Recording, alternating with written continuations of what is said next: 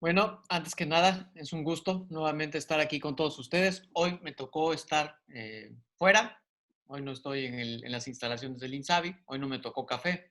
Entonces, hoy vamos a estar desde Yucatán. Hoy una vez más estamos desde Yucatán transmitiendo para todos, no sé, cómo hemos estado durante muchos años, tantos años. Y pues bueno, les quiero presentar hoy de manera particular. Es un gran gusto. En esta semana se ha estado celebrando la lucha contra el tráfico indebido y el uso ilícito de drogas. Y creo que tráfico ilícito y uso indebido de drogas, y esto nos permite, ¿no?, reposicionar también el punto en el que CONADIC se encuentra actualmente, ¿no? Nosotros como institución, como instancia, estamos buscando una corresponsabilidad en el consumo, en el hecho del proceso de trabajar.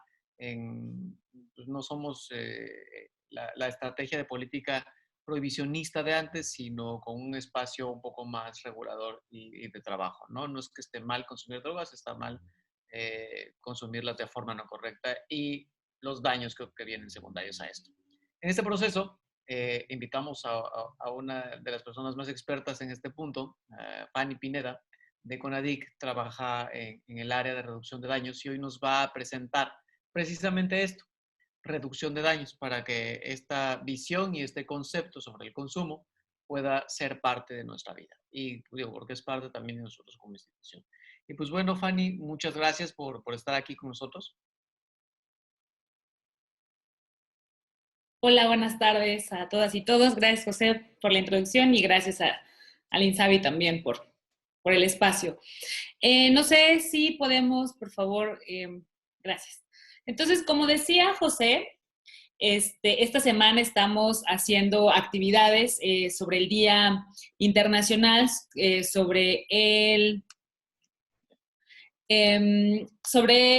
la lucha del uso indebido y el tráfico ilícito de drogas. Entonces, eh, ¿por qué estamos haciendo estas actividades? Porque la ONU, desde hace pues, más de 50 años, se declaró diferentes normas que tenían que ver con la fiscalización de las sustancias, ¿no? Entonces, lo que vimos hay 4 convenciones internacionales que lleva la ONU, que lo que dictan básicamente es que la estrategia para el abordaje de uso de sustancias psicoactivas tiene que ser desde una visión del prohibicionismo. Entonces, el prohibicionismo es básicamente sanciones criminales para cualquier tipo de actividad que tenga que ver con el uso, el suministro, la posesión y consumo de sustancias. Entonces, esto pasó en 3 convenciones, en el 61, en el 77 y en el 88.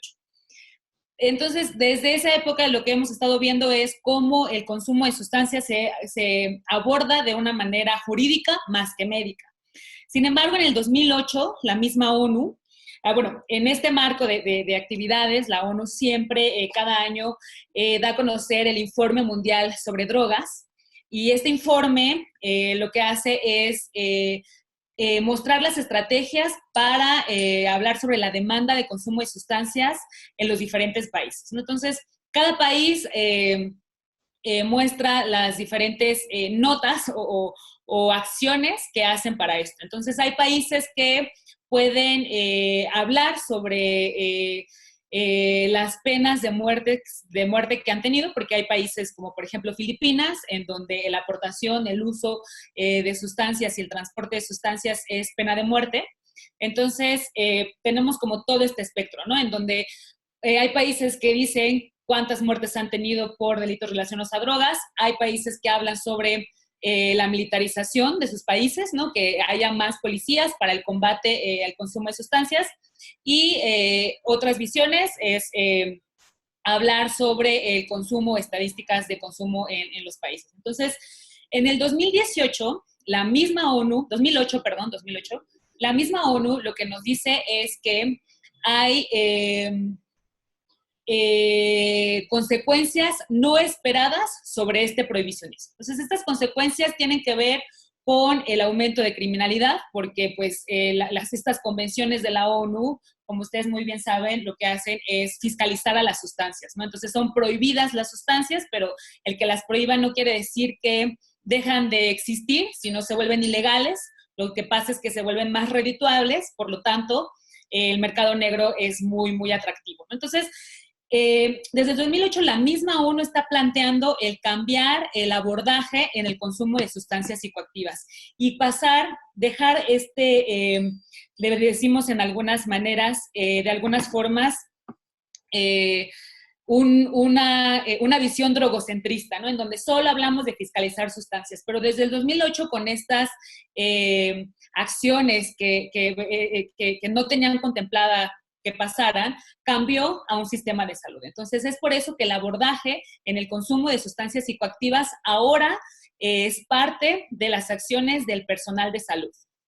Entonces, esto es como un poquito el marco de por qué esta semana desde la CONADIC estamos hablando de un cambio no solo de discurso, de abordaje, sino un cambio en las estrategias y en la forma de atender a las personas que usan sustancias psicoactivas. Entonces, este año la ONU puso de lema, hablemos de drogas, la información salva vidas. Esto va en el sentido de que el hecho de que no hablemos de sustancias, el hecho de que prohibamos las sustancias, no quiere decir que dejen de existir.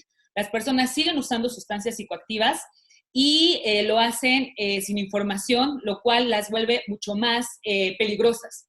Hay una frase que dice el doctor Carl Hart, que las políticas de drogas son mucho más dañinas que las drogas en sí mismas.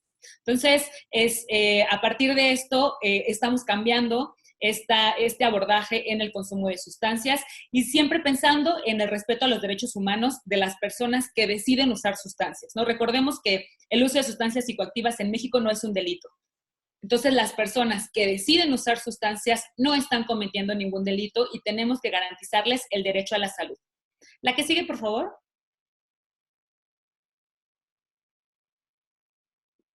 Entonces, lo que les voy a hablar hoy es este enfoque de reducción de daños para personas usuarias que deciden usar sustancias. La que sigue, por favor.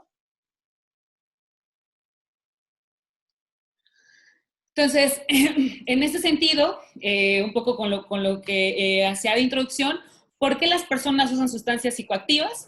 Porque las personas ven un efecto placentero en el uso de sustancias, también algo que hemos visto mucho en la educación de sustancias psicoactivas, de información sobre sustancias psicoactivas, es que está sesgada porque estamos abordando también el tema desde una manera muy moral, podría decirlo hasta religiosa, judio-cristiana, en donde no se habla del placer, ¿no? Nunca se habla del placer y se deja de lado estas interacciones que las personas pueden querer tener con las diferentes sustancias psicoactivas, ¿no? Y pensémoslo también como con el alcohol, ¿no? El alcohol es una sustancia en la que es socialmente aceptada y tiene en algunos momentos hasta vínculos religiosos, ¿no? En la religión católica el vino es la sangre de Cristo, ¿no? Entonces, las sustancias psicoactivas han vivido con nosotras y nosotros y lo que tenemos que hacer es aprender a convivir con estas sustancias y aprender a que las personas queremos sentir placer.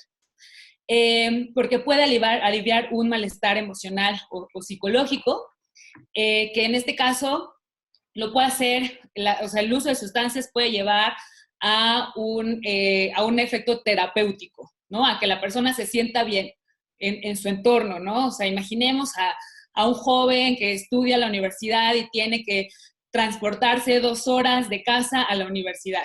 Cuando llega de la universidad a su casa, pues fuma un porro. Y eso no lo hace una persona con un problema de consumo. Y este porro lo que hace es aliviar este malestar de estar 4 horas en el transporte público, ¿no? Y es una persona que puede ser estudiante, universitario, brillante. Y porque puede ayudar al mejoramiento y el desempeño, ¿no? Que esto lo vemos mucho, pues, en la actividad médica, ¿no? La mayoría de las personas pueden usar alguna sustancia como el Ritalin, ¿no? Aunque no sea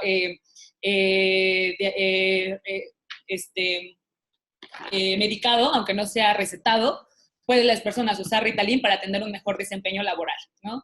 Y por integración social. Sabemos que la presión social tiene mucho que ver en el consumo de sustancias y también tenemos que enseñar a las personas no solo a a decir no a las drogas, sino a respetar a quienes no deciden usar sustancias. La que sigue, por favor. Bueno, entonces, estas son el por qué las personas usan sustancias psicoactivas, pero normalmente cuando pensamos en consumo de sustancias, pensamos más en enfermedad que en placer, ¿no? Entonces, esto es algo que tenemos que tener en cuenta para poder dar atención a las personas que deciden usar sustancias. La que sigue, por favor. Y nos vamos un poquito a la historia de cuáles son los enfoques que que se usan para tratar el consumo de sustancias, ¿no? Entonces, desde hace muchos años, la Edad Media, el aquelarre era pues un tipo de ritual en donde las mujeres que les llamaban brujas hacían cosas que iban fuera de la realidad embrujaban a la gente, ¿no? Pero la historia nos dice que lo que realmente hacían estas mujeres pues eran un poco de medicina tradicional con plantas psicoactivas, y este gran caso de brujas pues podía tener esta sustancia ay, aquí la anoté, ergotamina, ¿no? La ergotamina lo que hacen, o sea, es una planta que la meten al caso y que tiene un efecto más o menos psicodélico como el LSD, y esta interacción entre las sustancias psicoactivas, entre las plantas psicoactivas de ese momento y el ofrecerle a otras personas para la convivencia, pues era algo que merecía que quemaran a mujeres por el hecho de tener esta vinculación tan cercana con la naturaleza. El paradigma moral que les comentaba sobre el vicio, ¿no? Sobre si usas sustancias, estás haciendo mal, ¿no? Y también tenemos mucho esta justificación de si una persona tiene un problema de consumo de sustancias, normalmente se puede pensar que se lo merece, que si está sufriendo o le está pasando mal, se lo merece porque esa persona decide tomar sustancias que son prohibidas, ¿no? Entonces, no tenemos que ver este acercamiento al uso de sustancias desde lo moral, ¿no? Nosotras y nosotros como personal de salud, aunque es muy difícil, tenemos que dejar nuestro paradigma, tenemos que dejar como en la casa nuestras creencias, y cuando estemos en el consultorio, hablar de par a par con las personas, ¿no? Entendiendo mucho los contextos de donde vienen, y pues que ellos toman decisiones con base en sus contextos. El paradigma de enfermedad, que todas las personas que usan sustancias tienen un problema de consumo. La ONU nos menciona que del 100% de personas que usan sustancias, solo el 13% tiene un problema de uso de sustancias. Entonces, solo el 13% sí necesitan una atención, puede ser cognitivo-conductual o de cualquier otra que ya tenemos muy estudiadas. Pero el otro porcentaje de personas que usan sustancias, que pueden ir desde la abstinencia hasta el consumo habitual, no tienen estos problemas de consumo de sustancias, y lo que necesitan pues es información para tomar decisiones basadas en el cuidado a la salud. Al paradigma de sedición, que es que las personas están desacatando esta orden de prohibición de las sustancias, ¿no? Entonces, ahí lo que pasa, por ejemplo, es que desde el 2013 la Suprema Corte de Justicia de la Nación declaró como inconstitucional pues este paradigma, y declaró el libre desarrollo de la personalidad. Entonces, todas las personas tenemos el derecho de decidir qué es lo que podemos ingresar a nuestros cuerpos, siempre y cuando no estemos afectando a terceras personas. Y el paradigma de la elección, que es para donde les voy a hablar. La que sigue, por favor. Entonces, tenemos todos estos tipos de intervención que como ustedes saben, o sea, no solo necesitamos un tipo de intervención, porque todas las personas son diferentes. El problema de consumo de sustancias es multifactorial. Tenemos que pensar en la persona, cuántos años tiene, es hombre o mujer, su historia de consumo, cuál es la carga heredofamiliar que tiene, porque también tiene que ver mucho la genética para los problemas de consumo de sustancias, qué sustancia es. No es lo mismo que tenga una problemática con el tabaco, con el azúcar, con la cafeína, o o con heroína, ¿no? Y en esta también incluye la vía de administración, ¿no? No es lo mismo fumar heroína o inyectarla, ¿no? Entonces, tenemos que tener muy en cuenta la vía de administración de esa sustancia psicoactiva. Y en tercer lugar, el contexto, en dónde lo está usando, ¿no? Entonces, por ejemplo, yo, que soy una persona mayor de edad, y voy a un bar a tomar una cerveza. Entonces, ¿cuál es el peligro, el riesgo más grande que puedo tener? Con una cerveza, pues creo que nada, y si tengo dinero, pues me la voy a pasar bien y voy a salir y todo bien. Pero ¿qué pasa si soy yo con la misma cerveza, pero en la calle? En la calle, ¿qué riesgo voy a tener? Voy a tener riesgo de ser extorsionada por un policía, de que me lleve la policía porque es una falta administrativa, de que me asalten. Soy mujer, entonces eso puedo tener algún tipo de violencia sexual. Entonces, con esto lo que quiero llegar es que el contexto define mucho el daño de las sustancias. Entonces, cuando hablamos y abordamos el consumo de sustancias, tenemos que tener muy en cuenta el contexto en donde se está dando. Y este contexto también nos habla de la gravedad del consumo de sustancias, ¿no? Y con este ejemplo también quiero decir que justo las políticas de drogas son más dañinas que las drogas en sí mismas. La que sigue, por favor. Entonces, ¿cómo vamos a elegir este tipo de intervenciones para las personas?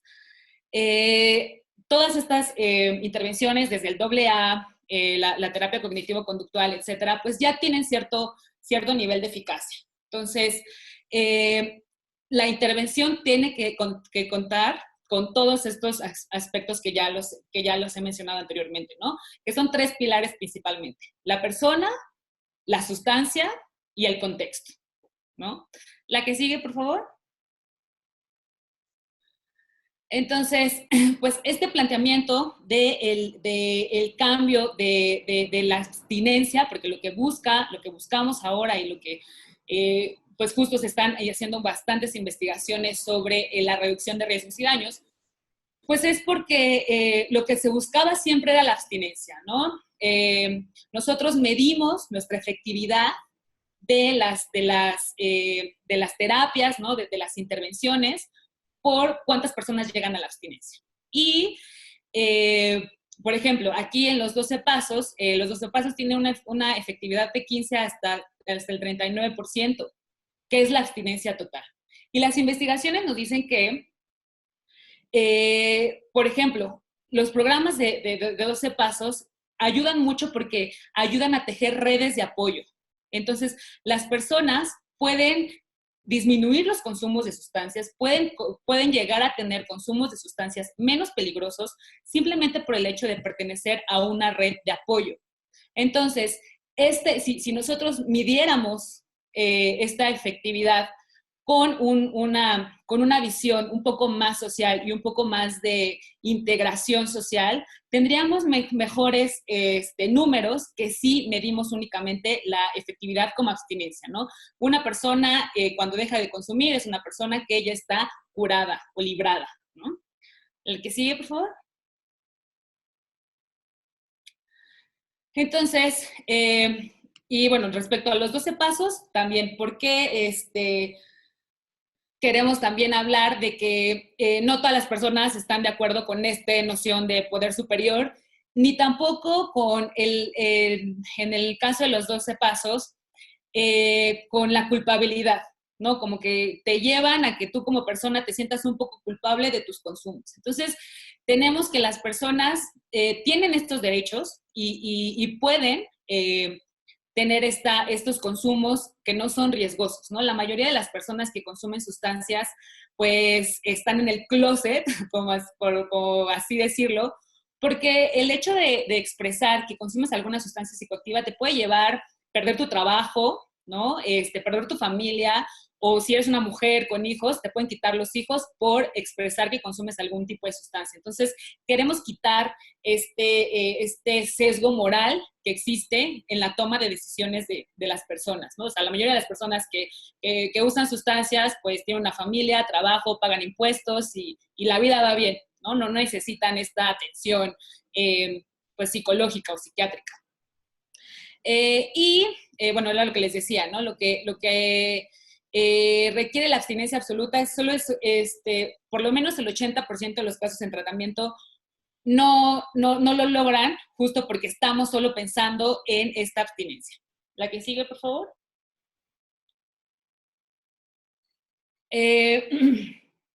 Entonces, bueno, otro planteamiento de por qué queremos cambiar a la reducción de daños, pues es porque las personas no dejan de tajo ningún tipo de actividad, ¿no? O sea, pensémoslo en una relación amorosa que activa los mismos circuitos neuronales. Cuando nosotros dejamos de esta relación, tenemos una crisis de abstinencia y después, poco a poco, vamos volviendo a sentirnos mejor. Y esto es porque nada pasa de tajo ni nada pasa de manera inmediata. El desapego a algún tipo de sustancia o de hábito, ¿no? Que también muchas veces tiene que ver con los hábitos. Entonces, cuando las personas llegan a tener estos problemas de consumo de sustancias, se les pide que lo dejen de manera inmediata, dejando de lado este contexto del cual estoy hablando. Entonces, si le decimos a la persona usuaria, por ejemplo, de crack, deja de usar crack y si no, ya no vas a tener acceso a este tratamiento, pues eso pasa en el consultorio, pero cuando él llega a su casa, pues entonces ahí está la misma tiendita en donde compra la sustancia y si no hacemos que el contexto cambie, pues no podemos esperar que la persona tenga un desapego de la sustancia, ¿no? El contexto también nos da muchas señales que pueden ser, que prevén el consumo, ¿no? Entonces también tenemos que tener en cuenta que el contexto tiene que cambiar para poder cambiar los hábitos de consumo. La que sigue, por favor. Bueno, entonces, otro planteamiento es que la mayoría de las personas que tienen uso patológico no lo abandonan por completo, ¿no? Podemos en algún momento tener consumos patológicos o tener consumos problemáticos y lo que necesitamos es ofrecer información para que las personas sepan qué hacer en ese momento, ¿no? Por ejemplo, cuando una persona, por ejemplo, una persona que solo es una usuaria de alcohol, como solo en lugares de convivencia y no llega a tomar más de 3 copas, ¿no? Es una persona que usa de manera esporádica, que no es una persona usuaria habitual de alcohol. Sin embargo, ese día es su cumpleaños, se pasa de copas y tiene un choque por el uso, o sea, porque iba borracho o borracha. Entonces, ese momento es un consumo problemático. O sea, no el consumo problemático necesariamente es solo en personas que tienen un hábito de consumo y cantidades grandes. Tenemos que enseñar a las personas que los consumos problemáticos pueden ser por consumir excesivamente hasta en una sola ocasión. Entonces, ese tipo de accidentes, ese tipo de información es necesaria para que las personas digan, bueno, o sea, de que me puedo poner una borrachera hoy porque es mi cumpleaños, pero dejo el coche y me regreso en taxi. O sea, son estas cosas que, repito, contextuales, que tenemos que tener muy en cuenta para poder decidir y delimitar qué tan problemático es el consumo de alguna persona. La que sigue, por favor. Bueno, entonces, ¿cuáles son los objetivos de estas intervenciones clínicas? Pues de intervenciones clínicas a la reducción de daños, ya refiriéndome. Pues es la colaboración, o sea, lo que les comentaba hace un momento, ¿no? Dejar un poquito nuestro sesgo personal en la casa y cuando lleguemos al consultorio, hablar con la persona, pero todo lo que significa la persona, ¿no? Desde lo personal, desde lo médico, que es como lo que se va a evaluar, pero también su círculo social, las redes comunitarias, las redes personales y los factores de riesgo y protección que tiene la persona. La facilitación es que podemos aumentar la adherencia terapéutica con estas estrategias de reducción de riesgos y daños, porque las personas no sienten que llegan a un estatus, ¿no? A un cuadro en donde si no eres parte de este cuadro, no te damos esta atención médica, ¿no? Lo que busca la reducción de daños es facilitación, es adecuarse y ofrecer estrategias personalizadas dependiendo a los tipos de consumos que tengan las personas. Y las interacciones respetuosas, ¿no? Con esto quiero decir que tenemos que respetar las decisiones de las personas, ¿no? Si una persona no quiere o no puede dejar de consumir algún tipo de sustancia, aún así le tenemos que ofrecer este derecho a la salud y pues ofrecerle toda la atención que se necesita. La que sigue, por favor. Entonces, como les decía al principio, ¿no? ¿Qué él busca la reducción de riesgos y daños? Que dejar de lado un poco este discurso drogocentrista. Lo que busca la reducción de daños es poner en el centro de la discusión a las personas, poner en el centro de la discusión quiénes son las personas afectadas por los consumos de sustancias y que algunas veces nos vamos a dar cuenta que tienen tal vez falta de algún servicio, ¿no? Y por eso están teniendo consumos de sustancias nocivos. Entonces, nuevamente, ¿no? Requerimos, ¿no? La reducción de daños requiere una relación clínica paciente sin juicios y de manera colaborativa, en donde le preguntemos a la persona para dónde quiere ir. La que sigue, por favor. Entonces, la reducción de daños también plantea que tenemos que respetar el derecho a las personas a no estar listas o listos para el cambio y que cada individuo puede dar este ritmo del cambio, ¿no? Es muy importante entender que la reducción de daños no está peleada con la abstinencia. La reducción de daños lo único que hace es dar pasitos pequeños para llegar muchas veces a la abstinencia, ¿no? Cuando ofrecemos de primera instancia un servicio de reducción de daños en donde la persona siente que tiene el poder y que tiene la libertad de decidir sobre sí misma, tenemos mucho mejor entendimiento de nuestro problema y las personas, o sea, de los servicios de reducción de daños, las investigaciones nos dicen que casi el 50% de las personas llegan a la abstinencia. La que sigue, por favor. Entonces, ¿cuáles son los 4 principios básicos de la reducción de daños? La empatía, ¿no? La persona clínica debe de portarse y ser empática con estas personas, que respete justo las decisiones, como se los había comentado. Y algo que ha funcionado mucho es crear la discrepancia, ¿no? Entonces, decirle a la persona, oye, ¿no te has puesto a pensar que si disminuyes tu consumo puedes trabajar mejor? O si disminuyes o si cambias de vía de administración. Por ejemplo, si una persona inyecta heroína, le dices, bueno, puedes tener un tratamiento en donde también vas a tener una sustancia psicoactiva, pero es por vía oral. Entonces, lo que hace la persona, pues, es que no le estamos diciendo no uses, sino hay otras formas de hacerlo y la persona entiende que su calidad de vida va a mejorar y la mayoría, como les comentaba, las personas deciden la abstinencia en algún momento. La que sigue, por favor.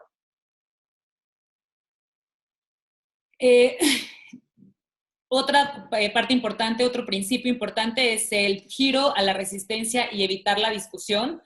Tenemos que evitar la confrontación en este aspecto un poco violento, porque las personas, o sea, creo que es algo que aunque no seamos médicas o médicos, cuando algo te dice no lo hagas, pues tú lo quieres hacer, ¿no? Y es algo como que pasa en los adolescentes más.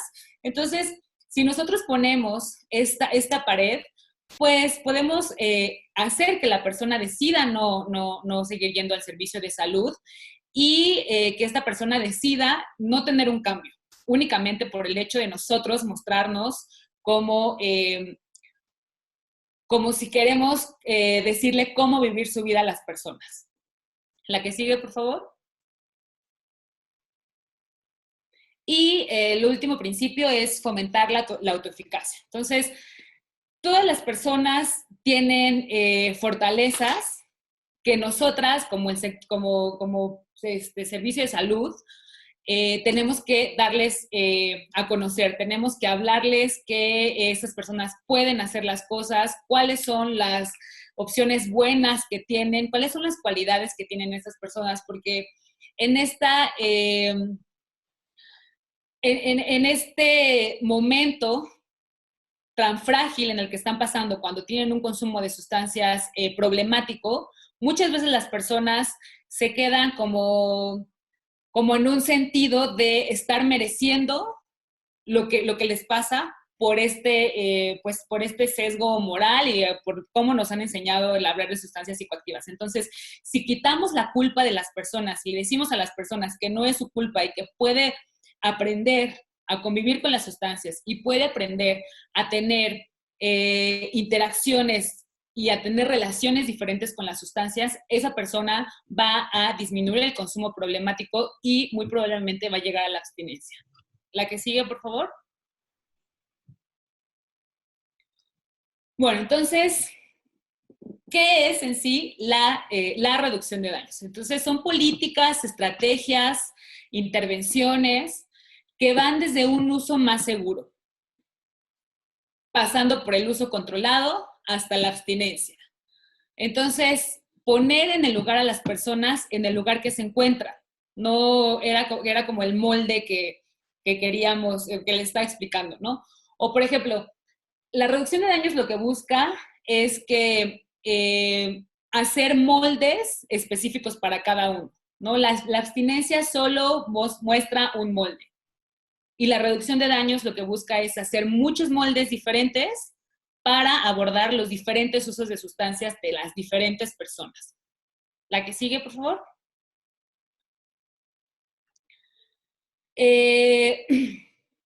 Como les decía, son intervenciones y políticas que lo que buscan es integrar a las comunidades. No solo hablamos de los individuos, también hablamos de las comunidades. No existe una fórmula, una definición universal para la reducción de daños, porque como integra las comunidades y como integra el contexto, pues todos los contextos son diferentes, ¿no? No es lo mismo un uso de sustancias en la alcaldía Iztapalapa a un uso de sustancias en la alcaldía Xochimilco, ¿no? Que podemos hablar de bases como cuáles son las sustancias que se consumen, etcétera. Pero cada alcaldía o cada lugar pues tiene las especificidades que se tienen que tomar en cuenta para ofrecer estrategias de reducción de daños. La que sigue, por favor. Bueno, entonces, ¿cuáles son los principios fundamentales? Pues el principio fundamental es partir desde la realidad. Y la realidad es que el consumo de sustancias existe y va aumentando cada vez más y que necesitamos trabajar para minimizar estos efectos, ¿no? El que no hablemos de los consumos no quiere decir que no sucedan. Entonces sí tenemos que integrar este discurso para hablar sobre minimizar los riesgos en cada consumo. También se entiende que el consumo de sustancias psicoactivas es complejo, multifactorial, que puede cambiar de cultura a cultura e incluso de persona a persona, ¿no? Y reconoce que el consumo de sustancias son claramente algunas más seguras que otras, ¿no? Entonces, recordemos que las sustancias pues tienen diferentes efectos, por lo tanto tiene diferentes riesgos, y por lo tanto tienen diferentes estrategias de reducción de daños. No podemos hablar de estrategias por sustancia de reducción de daños. La que sigue, por favor. Otro principio es que nosotros tenemos que ofrecer nuestros servicios de salud sin juzgar o coaccionar a que las personas hagan lo que nosotras o nosotros pensamos que estaría mejor para ellas o ellos mismos, ¿no? También reconoce que las realidades como la pobreza, la clase social, el racismo, el aislamiento social, los traumas del pasado y la discriminación basada en el sexo y otras desigualdades sociales afectan la vulnerabilidad de las personas, tanto como la capacidad de hacer frente con eficacia a los daños relacionados con las drogas.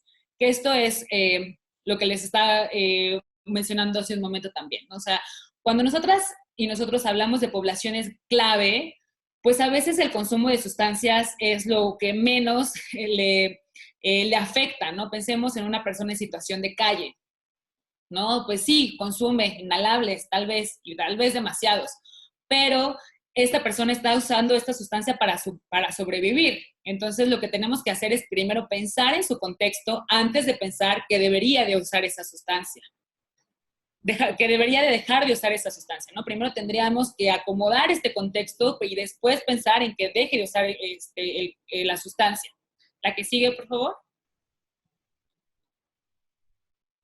Entonces, ¿por qué hablamos de este cambio de paradigma? Como les comentaba, desde la ONU y la OME, la Organización Mundial de la Salud, apoyan estas estrategias porque son estrategias basadas en evidencia científica, sin tintes morales, que lo que busca es abordar el consumo de sustancias desde una manera desde una política de salud y no desde una política judicial, ¿no? Las personas usuarias no son delincuentes. ¿Cuáles son algunos ejemplos de estrategias de reducción de daños, ¿no? En el norte del país, como algunos saben, tenemos una problemática con las personas usuarias de drogas inyectables. Normalmente usan heroína y hay estrategias que lo que hacen es dan material limpio para el uso de sustancias, ¿no? Entonces, si eres una persona que usas inyectables y tienes jeringas usadas, vas a esos sitios y entregas tus jeringas usadas y te dan jeringas nuevas, ¿no? Este acercamiento, pues es un acercamiento que normalmente hace sociedad civil, que busca ofrecer este tipo de estrategias a las personas que inyectan sustancias psicoactivas. También otro es el tratamiento de sustitución con opiáceos, que era lo que les comentaba, ¿no? Si una persona inyecta heroína, pues tiene mucho más riesgo, ¿no? Porque es una sustancia ilegal, que no sabemos cuál es la calidad en la que viene. También es una sustancia que se inyecta, pues la vía es muy, muy peligrosa, es la más peligrosa, la vía inyectable. Y normalmente se hacen en lugares clandestinos que no tienen la higiene y pues es mucho más fácil poder tener algún tipo de infección. Y cuando la gente se pasa a la terapia de sustitución con opiáceos, pues tiene atención médica, el médico o la enfermera le da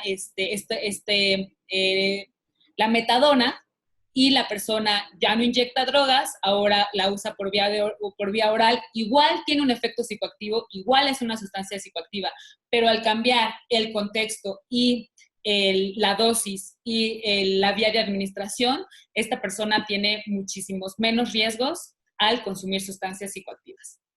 El asesoramiento, pruebas, tratamiento y atención del VIH también se incluyen en la reducción de daños. La información, educación y asesoramiento del riesgo. La reducción de daños trabaja mucho con la educación entre pares, que la educación entre pares es horizontal, es una persona usuaria de sustancias psicoactivas hablando con otra persona usuaria de sustancias sobre un poco las experiencias, información. Quitamos este escalón de yo te digo lo que es bien, lo que está bien, para que tú aprendas, ¿no? Aquí lo que busca la reducción de daños es darle voz a las personas. Para poder hacer políticas e intervenciones sobre sustancias psicoactivas, tenemos que escuchar a las personas que usan sustancias psicoactivas. La más conocida es la distribución de condones y los tratamientos a las ITS, tratamiento de tuberculosis y de hepatitis. En esta parte, la Organización Mundial de la Salud tiene mucho trabajo hecho sobre consumo en inyectables. Sin embargo, la reducción de daños no se queda solo en esa sustancia, ¿no? Por ejemplo, estrategias de reducción de daños sobre el alcohol. Lo que decimos es, come antes de usar alcohol, ¿no? O sea, un bautizo, primero es la comida y después ya es el alcohol, ¿no? Otra estrategia de reducción de daños es, bebe un vaso de agua entre copa y copa, ¿no? Se supone que en la ley dice que el agua debe de ser gratis en los establecimientos, aunque no es gratis. Se supone que las personas tendrían derecho a usar agua entre cada copa y copa. Otra estrategia de reducción de daños del alcohol es el alcoholímetro. No hacemos campañas contra el alcohol, no hacemos campañas de, no, el alcohol prohibido. ¿Qué es lo que hacemos? Bueno, la gente va a salir, la gente va a seguir usando, pues le ponemos alcoholímetros. El alcoholímetro es la estrategia de reducción de daños que ha funcionado muy bien y que ha disminuido hasta el 80% de los accidentes viales. La que sigue, por favor. Pero la reducción de daños pues tiene límites, ¿no? Tampoco es que el 100% de las personas, y tampoco estamos haciendo apología del uso de sustancias, porque es un delito, pero tenemos límites a menores de edad, ¿no? No, hasta los 25 años yo me atrevería a decir que las personas deberían de usar sustancias psicoactivas, pero basados en el principio de realidad eso no pasa, y lo que se espera es que las personas menores de edad tengan consumos experimentales y ahí se quede, no tengan este hábito de consumo de sustancias. Y mujeres embarazadas, los conductores y operadores de vehículos, los pacientes con psicodiagnósticos mayores y medicados. Tener muy en cuenta que muchas de las personas que tienen un psicodiagnóstico, que no tienen un psicodiagnóstico, son consumidoras de sustancias psicoactivas. Y las combinaciones conocidas como peligrosas, ¿no? Que es, no sé, por ejemplo, lo que le pasó a Michael Jackson, ¿no? Murió porque pues, tenía un combo ahí de un montón de sustancias que al final, pues, fueron muy, muy peligrosas, ¿no? Evitar que las personas, y hablar de las mezclas de sustancias, ¿no? Porque la mayoría de las personas son policonsumidoras, no solo consumen una sustancia. La que sigue, por favor. Bueno, entonces, las evidencias es estos servicios que yo les decía de intercambio de jeringas, y también existe algo que se llaman salas de consumo supervisado. Las salas de consumo supervisado son locales que son manejados por médicos, doctores, especialistas en adicciones, enfermeras, trabajo social y psicólogos y psicólogas, que lo que hacen es dar una atención integral a la persona que decide usar sustancias, y son cubículos en donde las personas tienen acceso a parafernalia limpia para hacer consumos dentro de ese espacio, vigilados por personal de salud. Entonces, ahí lo que hacemos es, bueno, lo que se hace es que las personas mejoran la salud y disminuyen los consumos problemáticos, porque tienen este espacio en donde se sienten seguras, en donde pueden hablar de otras problemáticas, y justo lo que les decía, las redes de apoyo ayudan muchísimo a no tener consumos problemáticos. También otra evidencia es que no aumenta el crimen ni afecta el orden público. Hay muchas investigaciones en donde justo estos centros de intercambio de jeringuillas, como las salas de consumo supervisado, lo que hacen es mejorar el espacio público, porque quitamos a las personas usuarias de las calles y las metemos en espacios médicos en donde hablamos de los consumos. También desbloquea este acceso de las personas usuarias a la salud, porque al criminalizar y al estigmatizar a las personas, lo que hacemos es alejarlas de los servicios de salud. Una persona que tiene un problema de consumo cuando llega a un hospital y no es tratada o tratado por este problema, lo que hace es no volver a confiar en el servicio de salud. Entonces, tenemos que hacer estrategias que permitan que las personas tengan confianza y vengan a los servicios de salud. La que sigue, por favor. Bueno, ya les he platicado de las jeringas estériles. Este acceso de kits de naloxona, que es este antídoto cuando hay una sobredosis de heroína, que regreso a la educación entre pares, por ejemplo, en países como Canadá, la naloxona es gratis para todos, la tienen las ambulancias, por ejemplo, y hay muchas capacitaciones de las personas usuarias de heroína de cómo usar la naloxona por si en algún momento alguno de sus amigos tienen una sobredosis. Entonces, se enseña a las poblaciones clave, a las poblaciones usuarias de sustancias, cómo utilizar este antídoto, y ha sido muy efectivo para evitar muertes por sobredosis, principalmente de heroína, que está pues cortada o sustituida con fentanilo. Y también los tratamientos de sustitución que les comentaba hace un momento con la metadona, ¿no? La que sigue, por favor. Y también las evidencias nos muestran que reduce las conductas sexuales de riesgo en los lugares de consumo.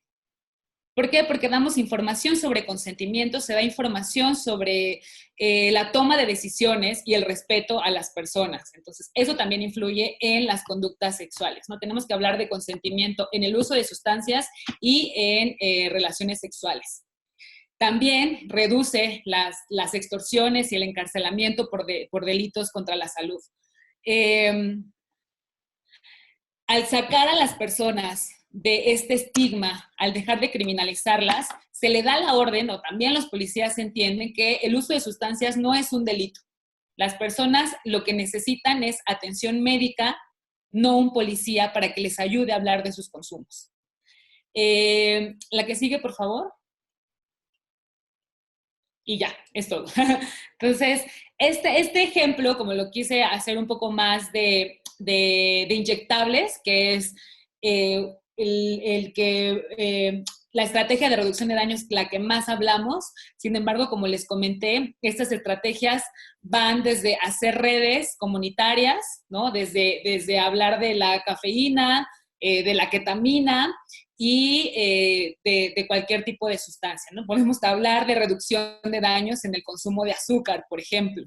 Entonces, estas estrategias, ¿no? Porque no es una, necesitamos integrarlas a las políticas de salud y al mismo tiempo necesitamos, como personal de salud, entender que las personas tienen un derecho a decidir.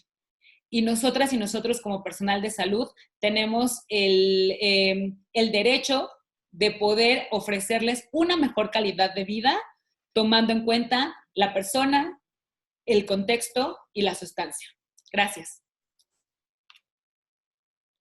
Muchas gracias, Fanny. Creo que uno de los puntos más importantes es, tenemos que aprender a dialogar también con las cosas que sabemos que están pasando. Y no esta historia de la negación, al final del día, no es la negación sobre el otro, sino también la negación sobre nosotros. Como cuando empezaste hablando del alcohol.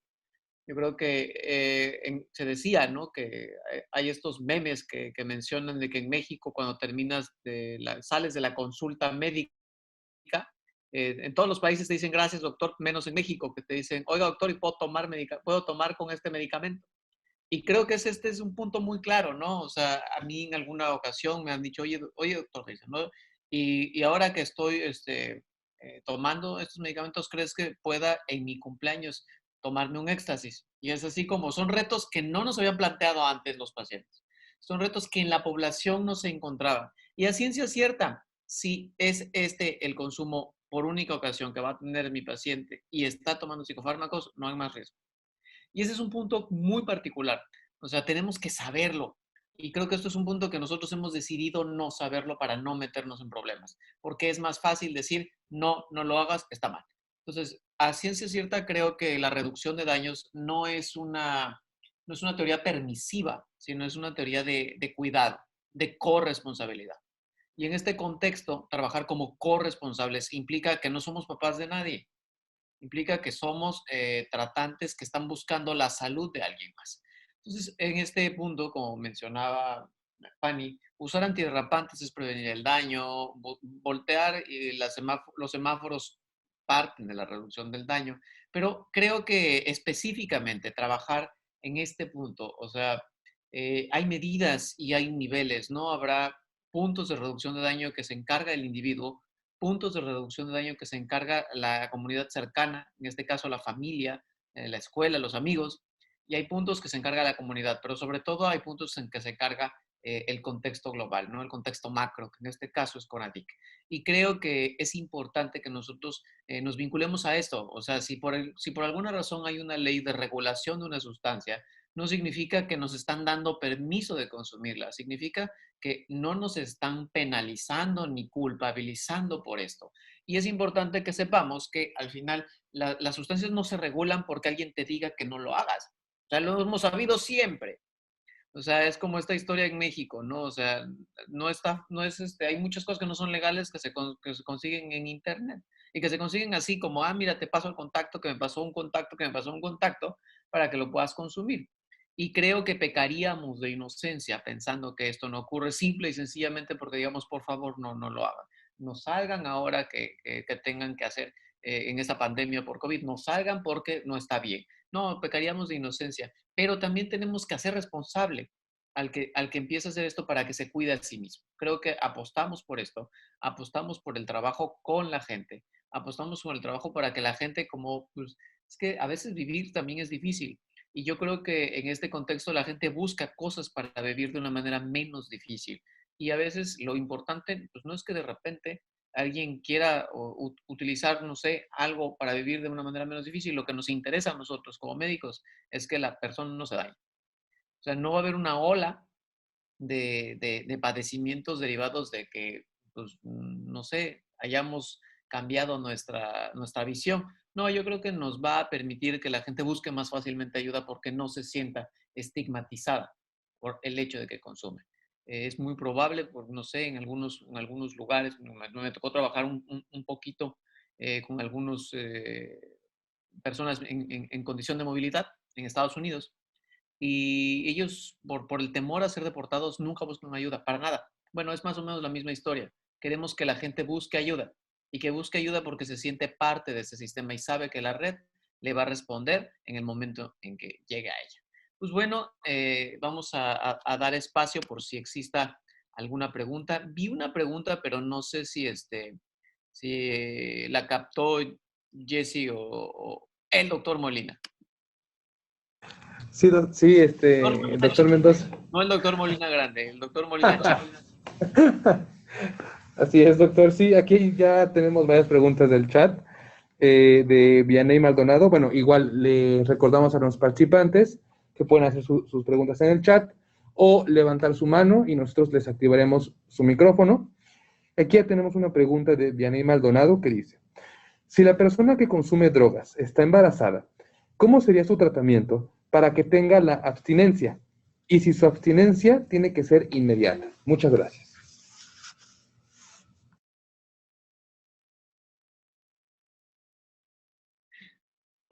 ¿Yo? Si quieres, Sí, igual, adelante, adelante. igual yo también. Pues creo que tenemos que pensar cuál es la sustancia psicoactiva que está usando, ¿no? En este caso, pues si usa, por ejemplo, heroína, pues lo mejor es meterla a un tratamiento de metadona, que dejen inyectar, ¿no? Pero no le vamos a quitar la sustancia porque va a tener un síndrome de abstinencia terrible en donde puede llegar hasta perder al bebé. Entonces, por ejemplo, si es marihuana, pues podríamos tener estrategias de reducción de daños para que deje de consumir en algún momento, pero también pensemos en qué sustancia, porque cuando dejamos la sustancia en un momento a otro, algunas veces los síndromes de abstinencia pues pueden tener pues impactos mucho más fuertes que si hay un consumo pues menos problemático, o sea, o no tan habitual. Sí, creo que esto que mencionas es muy importante. Cuando hablamos de consumo de sustancias, tenemos que especificar qué sustancia. Y en el embarazo, por ejemplo, pues, sabemos poco de la marihuana, pero sabemos que es peor el alcohol.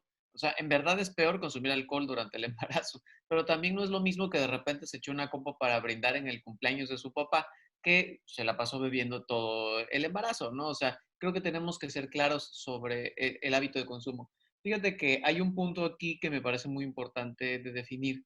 Debemos hacer una especie de costumbre médica, clínica, terapéutica, una aproximación humana de que si alguien viene a pedirte alguna ayuda en el contexto de la salud mental, inmediatamente a tu mente debe venir pregunta sobre consumo de sustancias, porque es más la regla que la excepción.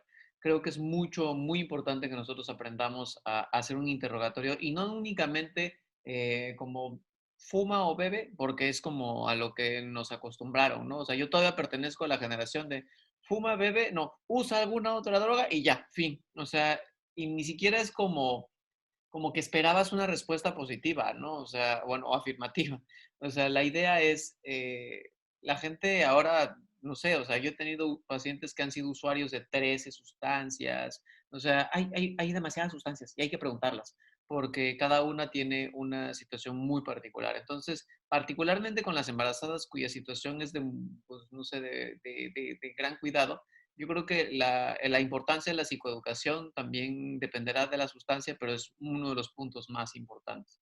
Y ayudar a trabajar de manera como equipo con los pacientes siempre es una opción importante. Y pues bueno, igual también dependerá un poquito más de en dónde y cómo estamos, ¿no? Pero creo que, digo, si tenemos todos estos recursos, estamos en un lugar donde podemos ofrecer más cosas, pues ofrecer todo lo que tengamos a nuestra disposición. Muchas gracias. También aquí tenemos otra pregunta de Uciel Hernández, psiquiátrico en Tampico. Él comenta y pregunta, cada quien tiene derecho a meterse lo que quiera, pero ¿qué derechos tenemos los que estamos cerca de ellos, como los que fuman marihuana o tabaco? Claro, totalmente. Y por eso tenemos que hablar de regulación de las sustancias. No podemos hablar que, por ejemplo, tenemos una ley general del tabaco en donde habla específicamente de no consumir ni vapear ni ningún tipo de tabaco en espacios cerrados, porque ya tenemos muchas investigaciones que nos dicen que es muy dañino para las otras personas. Entonces tenemos que hacer reglas, tenemos que hacer leyes que permitan la convivencia con estas sustancias, ¿no? Entonces, así como tenemos el tabaco regulado que no se vende a menores de edad, que ya no tenemos espectaculares de tabaco, que ya no sale en la tele anuncios de tabaco. Así tenemos que hacer una regulación con la cannabis de la misma forma. No tenemos que pensarla a esta regulación como la liberación de la cannabis, ¿no?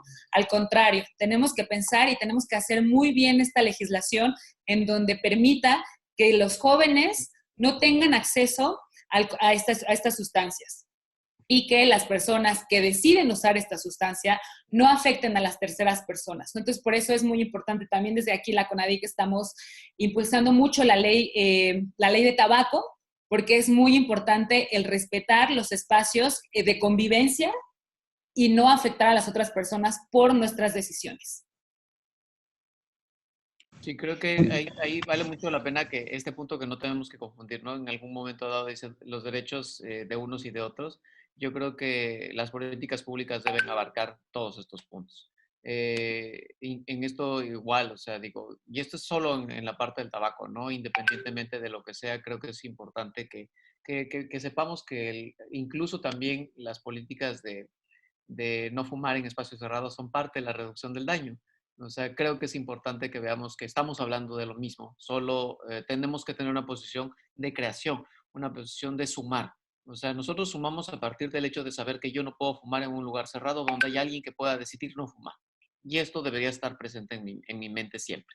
Misma historia, fumar lo que sea, ¿no? O sea, porque pues, con el tabaco es fácil, ¿no? Pero pues no sé, no veo que de repente alguien vaya a fumar pues, cristal en un lugar público, ¿no? Pero sí creo que es muy importante que hagamos esta claridad. Hay que sumar para construir.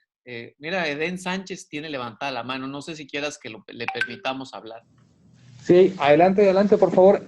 Eden, buenas tardes. Ya tiene activo su micrófono. Perdón, no pude estar el día de hoy también con ustedes presente, pero los he estado escuchando con mucha atención. Yo creo que un poco el tema de cómo puede uno abordar esto en un ejemplo, en una metáfora, es parecido a, intenten recordar todos, la etapa de a lo mejor hace, ¿qué será? Unos 20, 25, 30 años, cuando nadie de nosotros estaba tan familiarizado con el tema de las personas con tatuajes, ¿no? De tal manera que era relativamente común que viéramos a alguna persona con tatuajes y enseguida nos venían a la cabeza, a la mente, ciertas ideas sobre el comportamiento de una persona con tatuajes, sobre los recursos psicosociales, las metas, la productividad, la funcionalidad de una persona. Y de cómo, por ejemplo, podíamos caer en cierto nivel pues de pánico social, de pánico de convivencia y decir, ay, no, es que no vaya a ser que vaya a ser un ladronzuelo o una persona que nos pueda hacer daño, cambiamos, etcétera, ¿no? Aquí en este caso, por ejemplo, el tema de reducción de daños como una meta de intervención que tendría que propone que entendamos que hay personas que no están preparadas para dejar de consumir, pues es justamente poderlas ver, poderlas respetar, poderlas acompañar, poderles, en todo caso, como red social, fomentar el autocuidado, fomentar la salud, y así como, por ejemplo, en el caso de las personas con tatuajes, hoy día la reglamentación de tatuajes hace que pues haya materiales que no son reciclables, que son de uso único, con materiales que sean pues mejor controlados, aprobados, etcétera, menos dañinos, que sin metales pesados y tal, pues que la idea de la reducción de daños en el caso del consumo de sustancias sea algo con sus claras diferencias semejante. Por ejemplo, en el caso de las personas que consumen, bueno, que consuman alguna sustancia de la que sepamos que pueda tener menos riesgo de toxicidad y bueno, que como sociedad, quienes no consumimos sustancias, podamos respetar, podamos ser empáticos y comprensivos, así como lo somos con alguien que tiene tatuajes y decimos, órale, qué padre está tu tatuaje. Vamos, en este caso no es sorprendernos positivamente de que alguien consuma, pero respetamos, somos empáticos con la realidad individual que hace que esa persona pueda tener cercanía con el consumo de las sustancias y no necesariamente caer en algún nivel de oposición, de juicio de valor, de autoridad moral o cosas por el estilo, ¿no? En el caso, por ejemplo, de una mujer embarazada que tiene, pues que está embarazada y que va a, o que está consumiendo sustancias, se tendría que evaluar el riesgo, beneficio, así como lo hacemos como médicos para cualquier otro tipo de exposición medioambiental, por ejemplo, en el caso de que tengamos que elegir darle alguna medicina a una mujer embarazada, en este caso, si el riesgo claramente es mucho mayor que el beneficio de que esté consumiendo, pues entonces tenemos que ser prudentes y advertir que es mejor por el beneficio al producto que la mujer deje de consumir. Como lo dijo muy bien Fanny en su comentario y el doctor José también, las personas que tienen una dependencia a opioides pueden tener, o a opiáceos, tienen problemas muy fuertes para dejar de consumir. En este caso, por ejemplo, se prefiere darles terapia de sustitución, una reducción gradual y vigilancia del producto para controlar los síndromes de abstinencia que pueda tener el producto después de nacer y tal, ¿no? Eso requeriría pues que en los servicios de segundo nivel estemos preparados para que en el área de pediatría, en el área materno-fetal, se pueda tener los cuidados necesarios para el control de los síntomas que aparecen durante el síndrome de abstinencia para la madre y para el producto. Y bueno, justamente para que eso suceda, pues también nosotros como clínicos debemos tener pues cierta apertura, cierta conciencia de que la persona no consume solo por el vicio o la mala voluntad de querer hacerse un daño, sino que la persona consume quizás probablemente porque no puede dejar de consumir.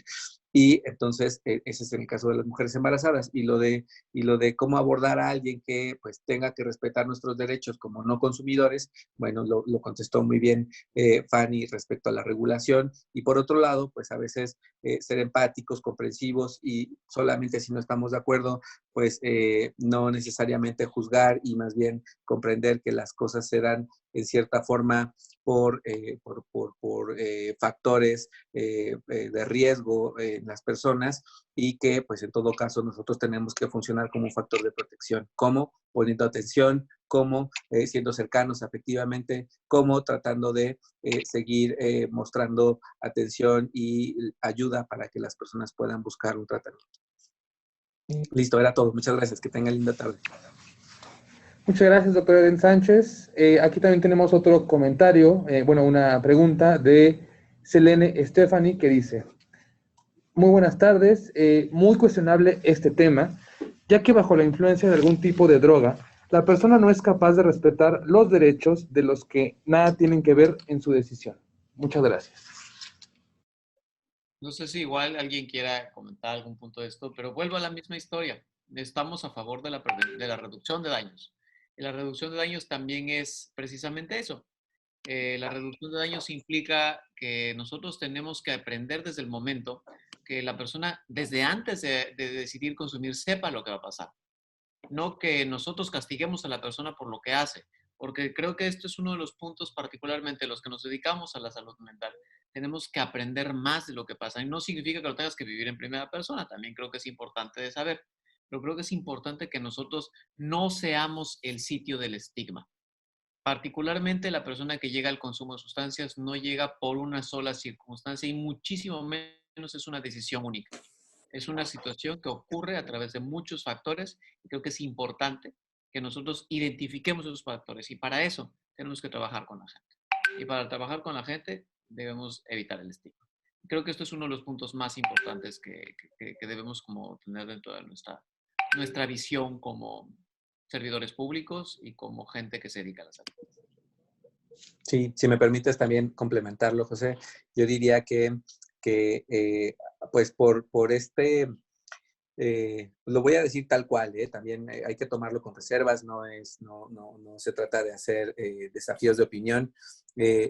Estamos inmersos en un discurso de propaganda antidrogas.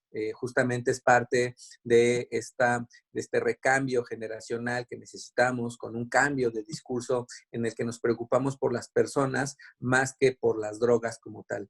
Parte de ese discurso de propaganda antidrogas incluía el estigma sobre las personas que consumen y la relación entre el consumo de una sustancia y conductas violentas, ¿no?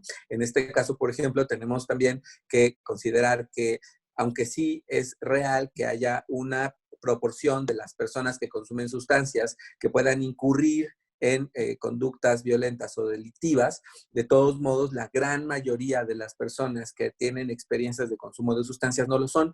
Ustedes pueden verlo incluso en contextos, por ejemplo, de compañeros de escuela, compañeros de trabajo, inclusive familiares. Básicamente, sabemos que hay personas que consumen socialmente, experimentalmente, recreativamente alguna sustancia y eso no necesariamente los hace malas personas. Tiene cierta semejanza con esto que mencionábamos hace un momento de los tatuajes y de ver a alguien con tatuajes y cómo antes pensábamos que alguien con tatuajes implicaba un riesgo para nuestra seguridad porque seguramente tenía algo de maleante. En este caso también tenemos que considerar que, bueno, tienes razón, compañera, en tener la inquietud de qué tan vulnerables podemos ser frente a una persona que consuma sustancias y es completamente desproporcionado. Es parecido a, por ejemplo, el contagio de VIH y asumir que alguien con VIH nos pone en riesgo a nosotros, toda vez que más bien por el sistema inmune de una persona con el síndrome de la inmunodeficiencia, es más probable que una persona sana le haga daño a la persona con el contagio y con la enfermedad porque su sistema inmune está debilitado. Sin embargo, durante muchísimo tiempo se hizo un nivel de estigma sobre el contagio y la enfermedad, pues porque no necesariamente estábamos suficientemente sensibilizados. En este caso es también desagregar este contexto en el que asumimos o podemos llegar a creer que las personas que consumen sustancias tienen conductas violentas en sí mismas, cuando en realidad la proporción de conductas de violencia o conductas de delincuencia durante el consumo son una proporción menor en comparación con cualquier otro tipo de experiencia de consumo de sustancias. Yo pido. Y me gustaría, en este sentido que dice Den, hablar también como el lenguaje. O sea, cuando hablamos de drogas solamente pensamos en sustancias ilegales, pero ya hay un consenso internacional en donde ya no solo hablamos de drogas, hablamos de sustancias psicoactivas. Entonces, yo preguntaría ahora, ¿tú crees que una persona que tiene un consumo problemático de azúcar es una persona que está invadiendo nuestros derechos humanos? o que la señora de la tiendita que le vende gomitas todos los días tendría que ir a la cárcel por ser la dealer. Entonces, pensemos también en cuáles son las sustancias que estamos hablando, y eso también tiene que ver mucho con cómo nos han enseñado el cómo abordar las sustancias psicoactivas, ¿no? Entonces, creo que así como muy bien dice Ede, ¿no? Por usar sustancias no eres una persona delincuente, también qué tipo de sustancias estás usando y cuál es el contexto en donde se está usando para poder determinar si esa persona está respetando o no los derechos de la comunidad. Gracias. Muchas gracias. Aquí también tenemos otra pregunta de Ros Zamora del Hospital General de Gustavo Vaz. Pregunta, cuando las sustancias son inhalantes, ¿qué atención se ofrece? Si se están ofreciendo ansiolíticos, ¿cuánto tiempo se espera para pasar el tiempo de abstinencia? Ok, esa es una muy buena pregunta. Si me permiten, la podría contestar. Por ejemplo, los inhalables, recuerden ustedes que son sustancias químicas que se ocupan como disolventes industriales. Eso implica que estas mismas sustancias tienen o pueden inducir un gran daño al sistema nervioso central, porque si logran disolver otro tipo de sustancias derivadas del petróleo, como pintura o plásticos, etcétera, pues imagínense que va a ser en el cerebro, que tiene la consistencia de la gelatina, ¿no? En este caso, por ejemplo, los inhalables son drogas altamente tóxicas, altamente dañinas, y bueno, en este caso lo mejor es procurar la abstinencia de la sustancia, y una manera de hacerlo, en efecto, es dando un tratamiento de sustitución. No hay un sustituto directo de los inhalables, pero recuerden que los inhalables son depresores del sistema nervioso central, y que cuando una persona corta el consumo del inhalable, al suspender, puede tener un efecto de rebote, y eso va a hacer que la persona sienta un exceso de ansiedad. Ese tipo de ansiedad por la supresión puede hacernos pensar que le beneficiaría darle tratamiento con benzodiazepinas. Sin embargo, no es buena idea darle benzodiazepinas, porque recuerden ustedes que las benzodiazepinas son medicamentos de uso controlado que, bueno, van a requerir que la persona esté yendo a un servicio médico para poder garantizar el acceso al tratamiento, y por otro lado que pues puede hacerse una dependencia cruzada con los inhalables, de tal manera que podemos intentar hacer que una persona deje de consumir inhalables, pero en sustitución de eso va a mantenerse utilizando las benzodiazepinas a largo plazo, y eso puede ser un problema en una persona que pueda tener una situación de alta vulnerabilidad.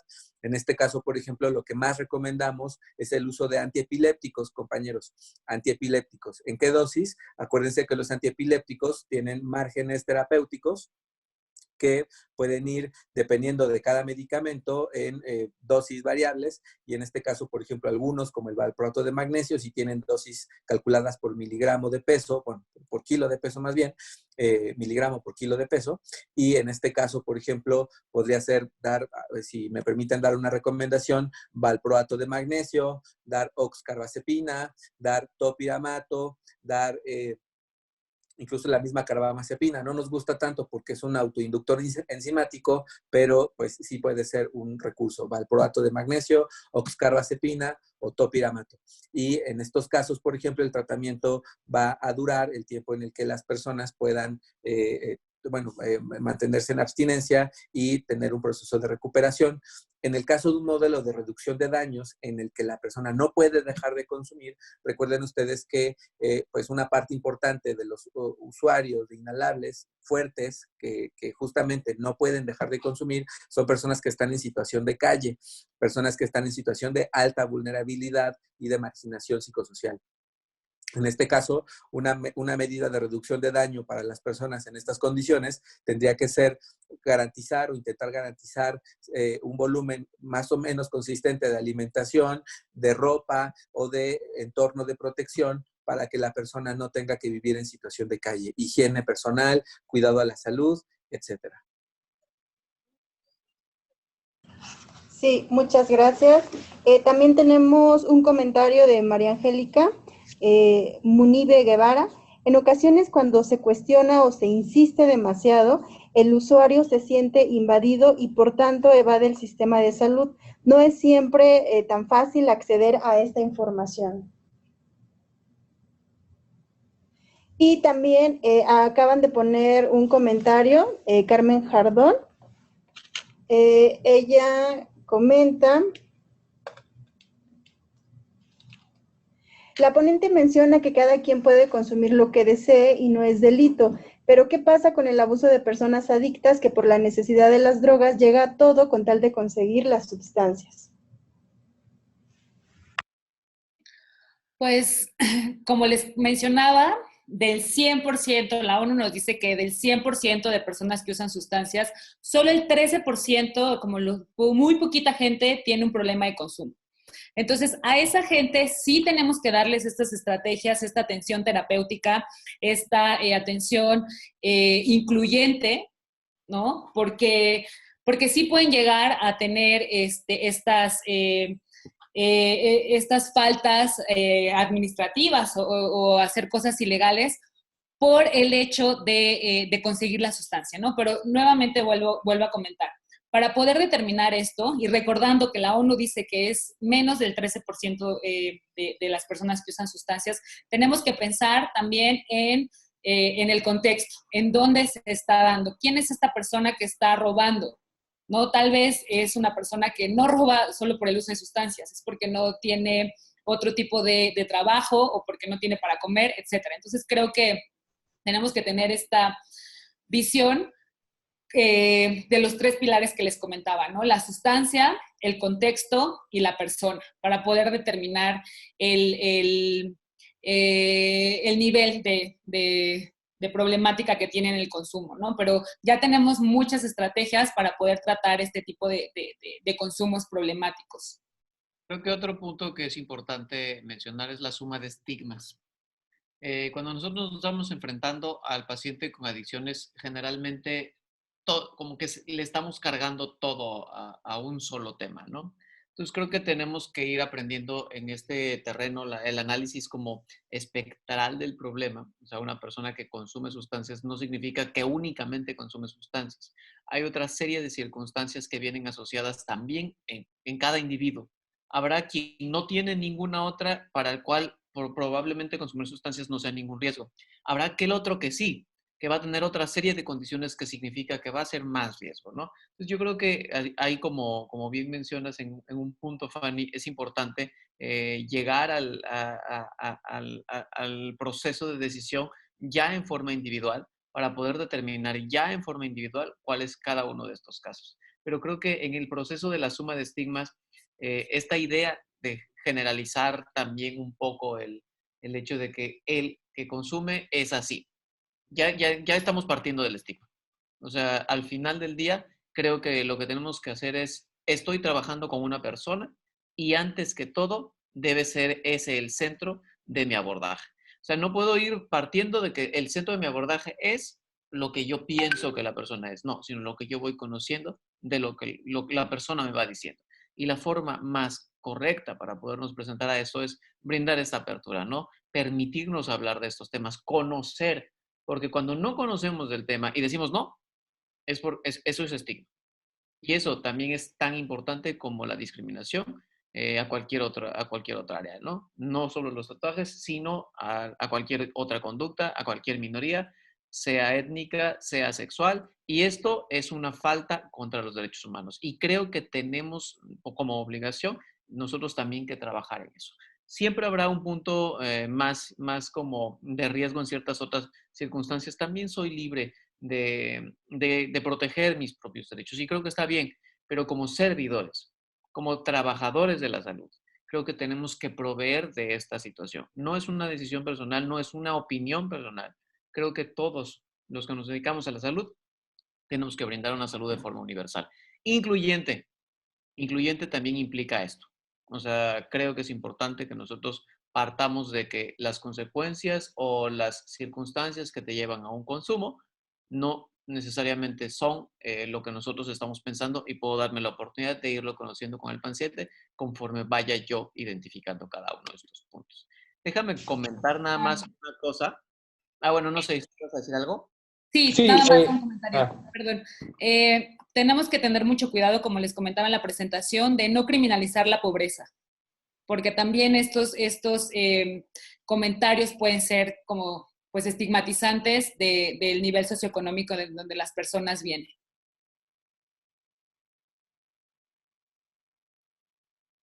perfecto, muchas gracias. Aquí también tenemos otra pregunta de Ros Zamora, que pregunta si el Acudopic es un medicamento recomendable como ansiolítico, y también nos comenta que los mismos ansiolíticos, no, bueno, nos pregunta si estos ansiolíticos no generan dependencia, sobre todo si el paciente no estaba acostumbrado a la medicación. Bueno, les comento específicamente sobre este caso. El Acudopic es un medicamento, propiamente es un inhibidor de los receptores D2, más comúnmente llamados antipsicóticos. Surge dentro de la investigación de los antipsicóticos, es olanzapina. A dosis bajas puede ser utilizada en pacientes con depresión resistente y también en la agitación psicomotora, razón por la cual es comúnmente utilizado a veces en este tipo de trastornos, ¿no? Y por eso funciona como ansiolítico, ¿no? Es cuando estás agitado, te tomas un medicamento, eso sí te tranquiliza. Entonces, propiamente no es un ansiolítico, o sea, no controla la ansiedad, pero produce una sensación de sedación a través de una vía alterna. Entonces, es importante que nosotros sepamos que por esa misma razón no genera dependencia. O sea, este medicamento particularmente no genera dependencia. Puede ser utilizado, sí, tiene consecuencias importantes. No sería mi primera opción de uso, pero sí puede ser utilizado como para tener una mejor respuesta conductual en situaciones en que el consumo podría generar estas circunstancias, ¿no? Hay otras opciones, está la risperidona, está la quetiapina y está la olanzapina. También otra cosa, particularmente los ansiolíticos como tal, en este caso las benzodiazepinas, sí pueden llegar a generar tolerancia y como tal al generar tolerancia pueden causar este efecto de perder el control sobre las dosis y favorecer el uso nocivo de este tipo de sustancias. Sin embargo, yo creo que uno de los puntos más importantes es que las benzodiazepinas no son parte de ningún tratamiento para el control del consumo de sustancias. Las benzodiazepinas no están indicadas nunca más que para la sustitución de benzodiazepinas o de alcohol en un contexto hospitalario, pero no para que te lleves a tu casa y vivas con ellas para el resto de la vida. No, no, es exactamente igual o peor de mal. Y nosotros, por lo menos, no deberían ver a alguien que se dedique a la salud mental promoviendo el uso libre de benzodiazepinas. El uso regulado, probablemente sí, pero no el uso libre. Creo que esto es como importante sobre este mismo punto. Muchas gracias. También de las dudas y preguntas que tenían era sobre los centros de ayuda. Si les podían dar información de dónde localizarlos, si son para población abierta. Incluso también hay un comentario de Rosa Mora que dice que solamente existen particulares y que hay poca observancia por parte de COFEPRIS. Vas, Fanny. Pues sí, hay muy poquitos, justo por eso también se busca este cambio de abordaje para poder integrar, o sea, para poder llenar este vacío, ¿no? Porque al no haber desde salud estas instancias o estos centros para que las personas puedan asistir, pues entonces empiezan a salir los famosísimos anexos o estos centros de ayuda que no están... que no siguen la mayoría de ellos un modelo clínico para la atención de uso de sustancias psicoactivas, ¿no? Que es más bien religioso o este modelo de AA. Pero le doy la palabra a José para que nos hable de los CAPAS. Yo esto iba a hablar. CONADIC tiene 340 puntos nacionales de trabajo en atención primaria para las adicciones. Lo más importante de nosotros no se trata de que estamos buscando decir, sí, por favor háganlo. No, estamos previniendo. O sea, en verdad lo que nos interesa es que la gente no consuma, pero que sobre todo si la gente consume, sepa consumir con conciencia y evitando el riesgo. Porque el principal problema de consumir sustancias es los daños que puede llegar a generar posterior a esto. Entonces, en este punto creo que uno de los del cambio de estrategia que hemos tenido es vamos a prevenir el consumo de sustancias a través de compartir la responsabilidad con la gente que consume.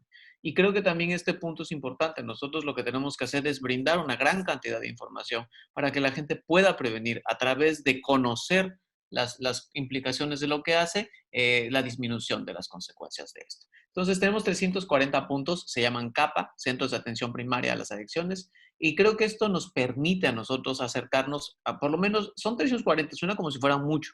Cuando uno trata de evaluar algunas situaciones relacionadas con ellos, pues sí, sí son muchos, pero de manera particular no son muchos para un país como el nuestro, ¿no? O sea, ustedes sabrán, CAPA fueron centros que surgieron de aquella, cuando le confiscaron al Copel a su cuello todo su dinero, se crearon 340 unidades de atención primaria. Y hoy estamos trabajando en la integración de los modelos que implican la salud mental, las adicciones, porque no existe esa división y queremos de alguna manera entenderlo, ¿no? La persona que consume, la persona que utiliza sustancias, creo que es importante que nosotros podamos identificar que también usualmente viene acompañado de alguna situación particular con respecto a su salud mental. Entonces, esos son centros, búsquenlos, conózcanlos, acérquense y si no encuentran respuesta, me avisan, por favor, porque yo tengo que asegurarme que haya una respuesta. Le estamos apostando mucho a este trabajo y confiamos completamente en este modelo preventivo, ¿no? Particularmente para las adicciones, esto es una situación muy importante. Y bueno, nada más, déjenme retomar con Rosa Mora, que menciona, que dice que cuál fue la dosis que mencionó el ponente para utilizar de valproato de magnesio, en qué casos ese medicamento solo. Creo que, digo, son varias cosas, pero de manera particular para la disminución o la reducción del consumo o más bien como herramienta que pueda ayudar a encontrar una de las respuestas conductuales posteriores o debidas al consumo de sustancias, sea crónico o agudo, puede funcionar el uso de valproato de magnesio. El valproato de magnesio empieza a dosis a partir de 600 miligramos, pero se tiene que eventualmente vigilar a través de controles en sangre para ningún medicamento se lanza así a la nada, se tiene que hacer una evaluación correcta del paciente antes de dar el medicamento, ¿no? Y pues bueno, creo que con esto vamos a tratar de cerrar lo que habíamos iniciado. Me da gusto que fue una sesión participativa. Me parece importante que conozcamos un poco más. Los CAPA no son apoyo psiquiátrico, son apoyo de prevención, es atención primaria a la salud. Y la atención primaria a la salud incluye médicos en algunos lugares, no en todos, porque no tenemos tantos médicos, psicología y trabajo social. Bueno, medicina, psicología y trabajo social. Y la idea es que estos se vinculan a los centros de salud, que es el otro escalón de la atención primaria en la salud, en donde ya hay apoyo a través de medicina, hay activadores físicos y hay, pues no hay nutrición en muchos de ellos, pero bueno, igualmente están ahí. Los centros de salud no son capas, los capas son capas, entonces busquen así capas como suena y muchos de ellos sí están cerca de los centros de salud. Entonces creo que esto, exacto, así como lo escribió Fanny, capa. Y con los capa traten de acercarse para ver si existe, en NESA sí hay, para que podamos identificar estos puntos. También tenemos el CISAME de Iztapalapa, que si bien no está nada precisamente cerca de NESA, tampoco está tan lejos, pero bueno, es importante que sepamos, que tengamos un directorio mental de a dónde mandar también a los pacientes cuando yo ya identifique, porque para mí lo más importante es, si Rosa Mora lo está diciendo es porque lo está identificando. Y eso para mí es como decir, esto que estamos haciendo funciona. CISAME está, no, es Secosam acá. Secosam, así. Muy bien, muchísimas gracias. Muchas gracias, Fanny. Gracias, doctor Mendoza. También muchas gracias al doctor Eden. Muchas gracias también a todos nuestros participantes. Que pasen todos una muy buena tarde.